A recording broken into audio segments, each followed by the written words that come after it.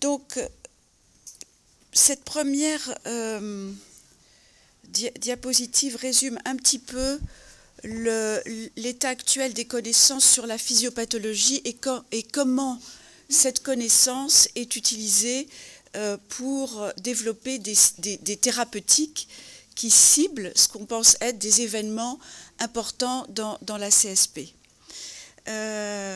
Et je crois qu'un des points, évidemment, c'est qu'on ne sait pas où commence la CSP. Je crois que là, on vient d'avoir une belle démonstration. On ne sait pas si ça commence dans l'intestin ou vraiment dans les canaux biliaires. Et ça, c'est le premier point. Et le deuxième point, c'est que très rapidement, il y a des phénomènes d'aggravation, de cercles vicieux qui se produisent en particulier dans l'arbre biliaire et même entre l'arbre biliaire et peut-être l'intestin. Donc, si on prend les principaux points qui sont la cible de la CSP, alors, premièrement, il y a les lésions des canaux biliaires, dont on ne connaît pas bien l'origine, probablement avec une composante immunologique importante, peut-être d'origine intestinale, d'où les essais sur les cibles immunologiques comme le vedolizumab. Ensuite, très rapidement, il y a une cholestase et beaucoup des cibles visent à diminuer l'effet de la cholestase et l'effet d'une bile toxique qui lèse les canaux biliaires avec des anomalies des jonctions. Donc ça, c'est l'acide urso-désoxycholique, le nor-urso-désoxycholique, maintenant qui est en essai, les agonistes de FXR, les anti-ASBT, c'est-à-dire le transporteur intestinal des acides biliaires, et FGF19. Donc tout ça, ça vise à diminuer la quantité et la toxicité d'acide biliaire. La fibrose autour des canaux biliaires, qui est une conséquence, mais qui probablement, de façon évidente, aggrave la cholestase, avec un essai malheureusement arrêté d'inhibiteurs de l'isyloxydase, comme tous les antifibrosants dans le foie. Pour l'instant, aucun n'a fait la preuve de son efficacité. Et puis, enfin, le microbiote qui pourrait participer aux lésions avec les essais sur les antibiotiques et la vancomycine. Donc ça, c'est l'état actuel des connaissances. Alors, que peuvent nous apporter les modèles animaux? Alors, avant de parler des modèles animaux, je voudrais vraiment faire une liste un peu des modèles animaux de cholangiopathie qui sont utilisés, parce que c'est quand même un tout petit peu arbitraire de dire tel modèle est un modèle de cholangite sclérosante, tel modèle est un modèle de cirrhose biliaire primitive. Et donc j'ai listé ici les différents modèles de maladies biliaires. Alors, ligature de la voie biliaire, que personne n'aime, mais qui est quand même de très très loin le plus utilisé. L'ischémie biliaire, que nous avons développée avec la possibilité d'une intervention de l'ischémie dans la CSP. Le HARA, qui fait une maladie kystique. Il y a des modèles d'atrésie des voies biliaires. Il y a des modèles de cholangite biliaire primitive et de CSP, sur lesquels je vais revenir. Mais par exemple, les souris invalidées pour le récepteur de l'IL2 alpha est rangé dans la catégorie modèle de cholangite biliaire primitive, bien qu'il fasse une colite. Et puis, il y a les souris CFTR que nous connaissons bien. Alors, qu'est-ce qu'on considère comme modèle de cholangite sclérosante primitive? De très loin, le modèle le plus utilisé, ce sont les souris qui sont invalidées pour ABCB4, c'est-à-dire MDR2, le transporteur de phosphatidylcholine, le plus souvent sur un fond FVB, et on vient de développer le même modèle sur un autre fond génétique qui font beaucoup plus de fibrose. Donc, qui illustre évidemment l'impact des gènes sur la cholangite sclérosante. Donc ça, c'est de très loin le modèle le plus utilisé, même si les patients ABCB4 ne font pas vraiment une cholangite sclérosante primitive. Deuxième modèle, c'est des souris qui sont invalidées pour la eucadérine dans le foie, qui est une protéine des jonctions adhérentes, et qui montre bien, et qui font vraiment des lésions biliaires, qui montrent bien l'importance de l'intégrité des jonctions dans l'épithélium biliaire et qui peuvent intervenir dans la cholangite sclérosante primitive. Le DDC, c'est un toxique qui donne aussi des lésions biliaires, et puis un modèle de GVHD qui est très peu utilisé. Le commentaire qu'on peut faire sur ces modèles, c'est que dans aucun, il y a une colite, contrairement à la situation clinique où la majorité ont une colite. Et le deuxième, c'est que pratiquement seuls les ABCB4- ont vraiment une lésion des petits et des gros canaux, et les autres, par exemple, typiquement DDC, qui est pas mal utilisé, c'est que des lésions des petits canaux biliaires. Et donc le mécanisme supposé de développement de la cholangite sclérosante primitive, oui, ça ressemble vraiment bien à une cholangite sclérosante. Dans le modèle MDR2-, c'est l'absence de phosphatidylcholine qui rend la bile très toxique avec, et j'insiste, une fuite de la bile en dehors des canaux biliaires. Alors, on a suivi plusieurs pistes pour la physiopathologie. Le premier qui nous tient beaucoup à cœur, c'est celui du récepteur de la vitamine D. Pourquoi ?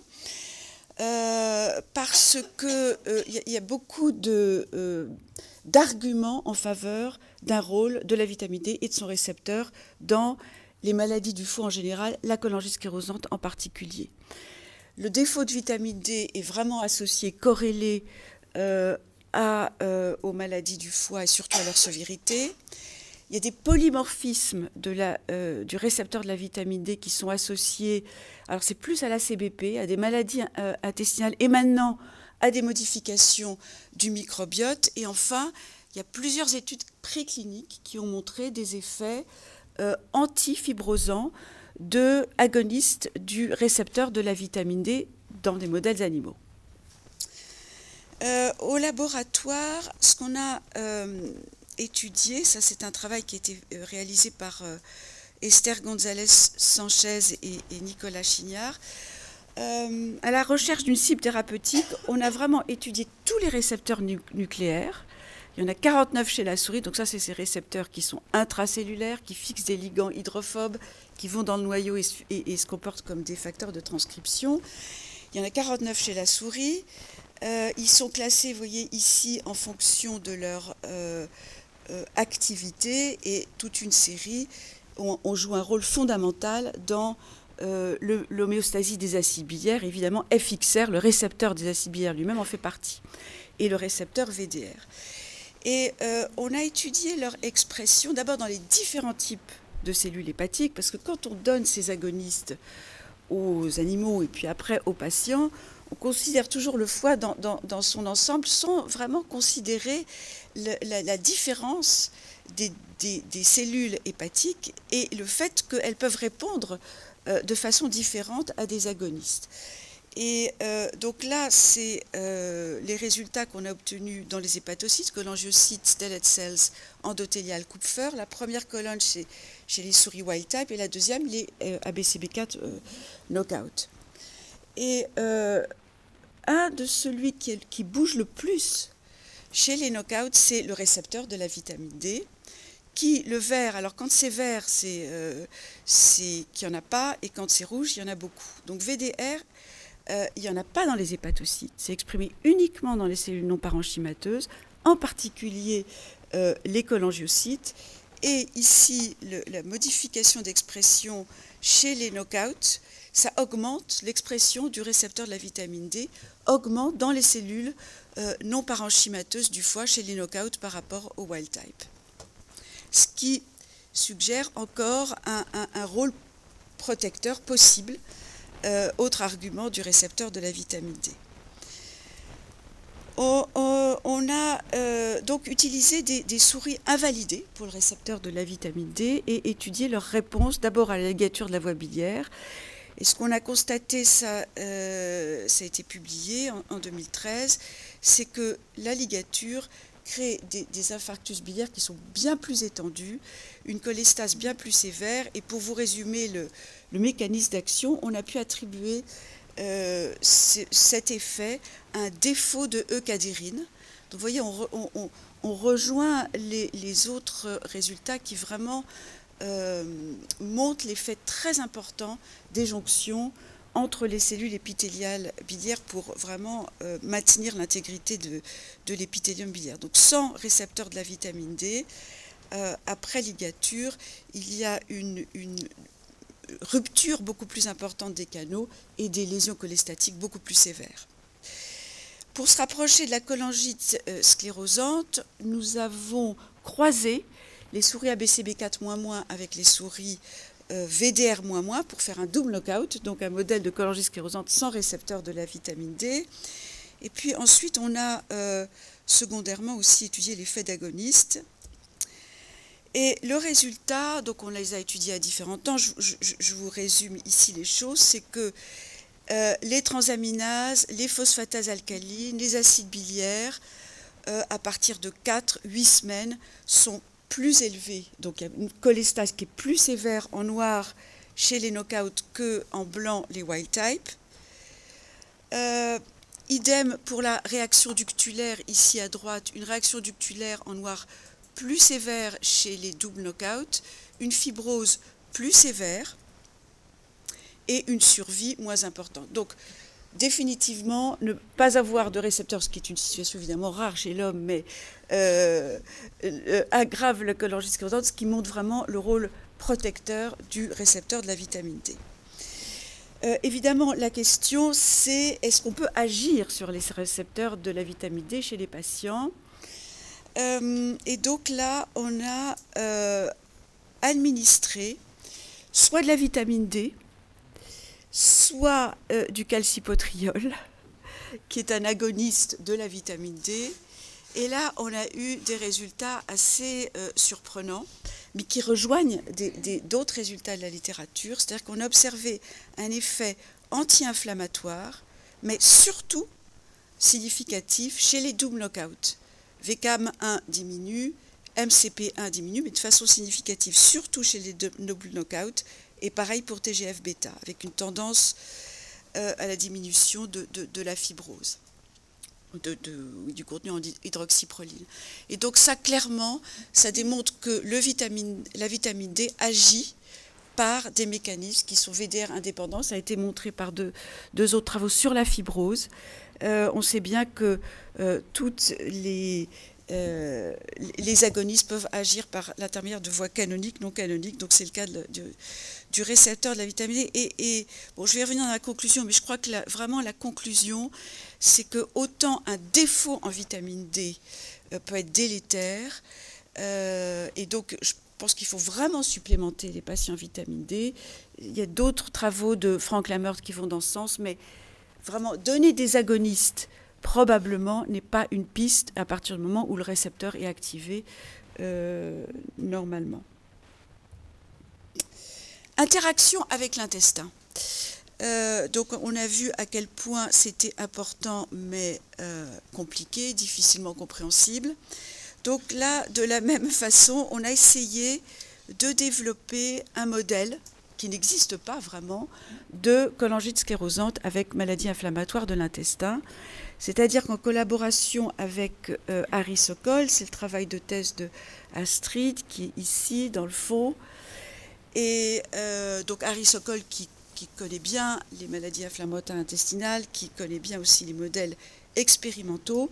Donc on a donné aux souris ABCB4- du dextransulfate sodium pour induire, ici vous avez le protocole, une colite expérimentale. Et on a étudié les souris soit à une stade aiguë, qui pourrait être l'équivalent d'une colite inflammatoire active, soit après une phase de récupération qui pourrait être l'équivalent d'une colite en rémission. Et donc on s'est posé la question de l'impact dans ce modèle de la CSP sur la maladie inflammatoire de l'intestin, et à l'inverse celui de la maladie inflammatoire sur le foie. Et en résumé, bon, c'est encore des résultats un peu préliminaires, mais ce que vous montre cette diapo, c'est que si on se fie au poids, et donc en rouge les KO et en bleu les wild type, donc en rouge les CSP et en bleu ceux qui n'ont pas de CSP chez la souris. L'activité, c'est le poids, la consistance des selles, le sang dans les selles, et on voit que finalement la CSP a peu ou pas d'impact sur la maladie inflammatoire. Alors, à l'inverse, est-ce qu'il y a un impact de la maladie inflammatoire sur la cholangite sclérosante? Donc là, on a 4 groupes. On a les wild type qui sont les normaux, donc, sous contrôle ou avec une colite, et les MDR2 knockout cholangite, contrôle ou avec une colite. Donc ici, les phosphatases alcalines, transaminases et bilirubine, ce qu'on voit évidemment, c'est que les KO, déjà contrôle, ont une augmentation de phosphatase alcaline, ALT et bilirubine. C'est normal puisqu'elles ont une cholangite sclérosante primitive. Et ce que vous voyez, c'est que la colite, en fait, induite par le DSS, s'accompagne d'une diminution de la cholestase, comme en témoigne la diminution de phosphatase alcaline, ALT et bilirubine. Je doute que ce soit la phosphatase alcaline intestinale qui explique ce résultat, parce que tout va dans le même sens.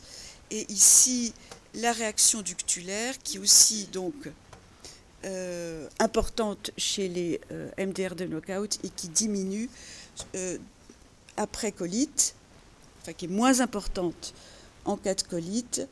Et alpha-SMA, ce n'est pas significatif, mais le collagène 1 est aussi moins élevé, nettement, et le TGF-bêta moins élevé en cas de colite.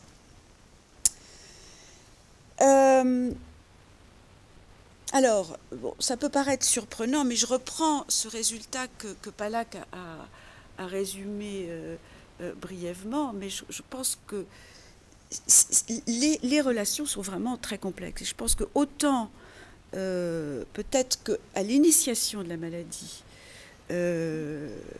la colite peut favoriser, certainement, hein, la pullulation microbienne, évidemment, certains microbes peuvent favoriser, mais je pense que dans le cours de la maladie, on ne peut absolument pas exclure qu'il y ait un effet, au contraire, inverse et protecteur, entre guillemets, de la colite sur la cholangite. Et idem pour le microbiote. Et il y a certainement du microbiote qui va favoriser la maladie biliaire et un autre qui est protecteur. Et là, c'est un très très bel exemple de 2 modèles. Un considéré comme un modèle de cirrhose biliaire primitive, qui sont des souris qui font une espèce de cirrhose biliaire primitive, avec quand même tous ces modèles de CBP, ils ont des anticorps antimitochondrie. Donc je pense que c'est relativement raisonnable de les classer dans les modèles de CBP. Ici, le seul modèle dont on dispose vraiment, les ABCB4-.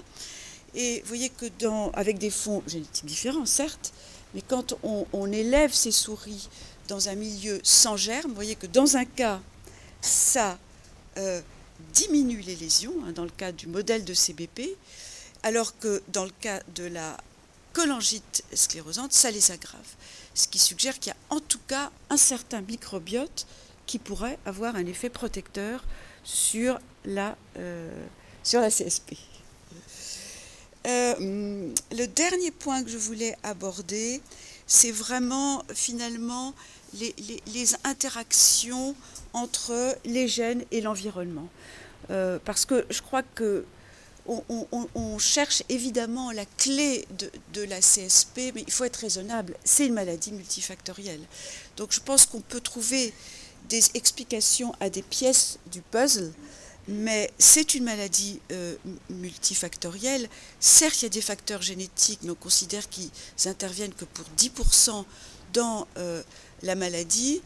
Il y a 23 loci qui ont été identifiés, la moitié surtout liée à la réponse immunologique, la moitié en commun avec les maladies inflammatoires de l'intestin, et certainement un rôle extrêmement important de l'environnement. Alors qu'est-ce que c'est que l'environnement? C'est quand même ce qui arrive en premier dans l'intestin, c'est l'alimentation et le microbiote.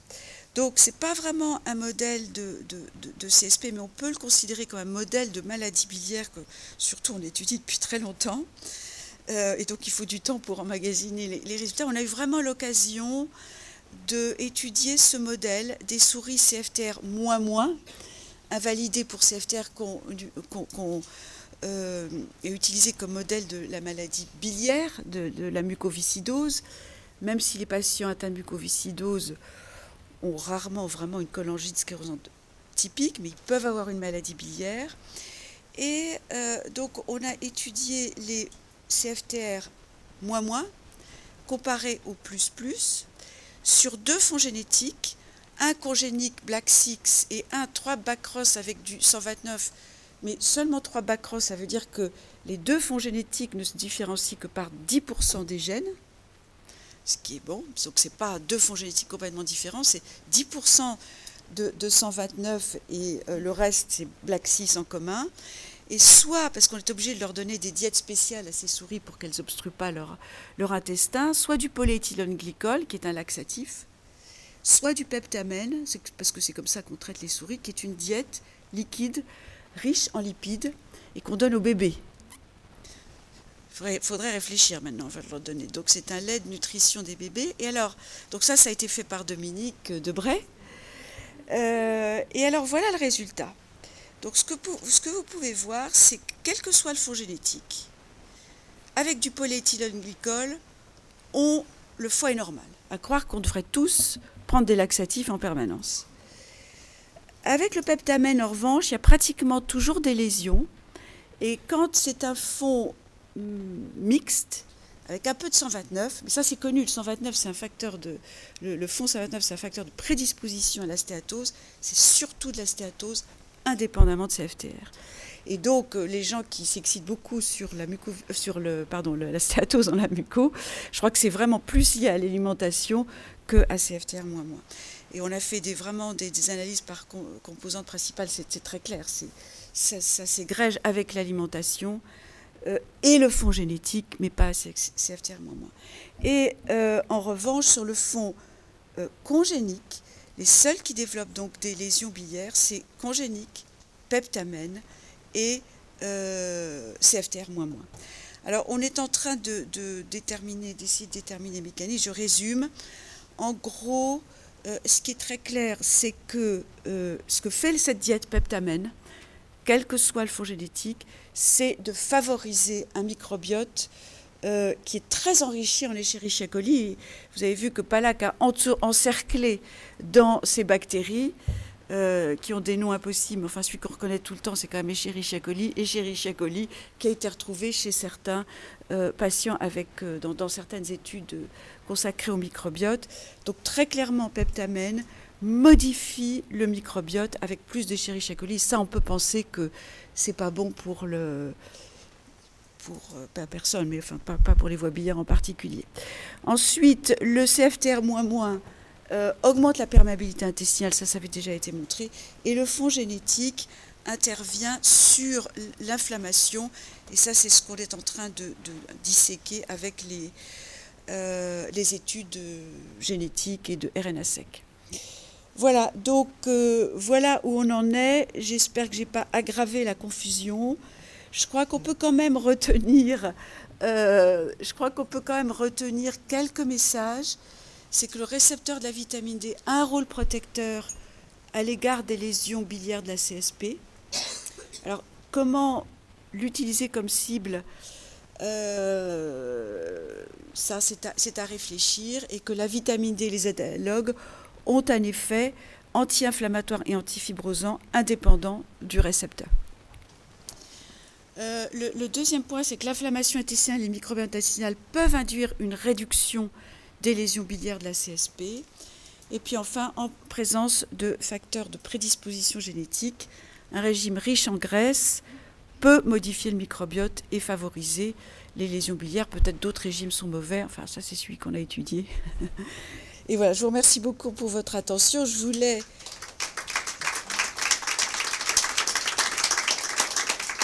Merci beaucoup. Je voulais donc... j'aime beaucoup cette photo du labo avec Sarah devant, les bouteilles de champagne à gauche. On ne travaille pas sur l'alcool. Hein. Et donc, et puis Astrid qui est là, Esther ici, Akima qui participe beaucoup aux études, et puis Marion Jagère aussi qui a participé au travail. Et voilà, merci.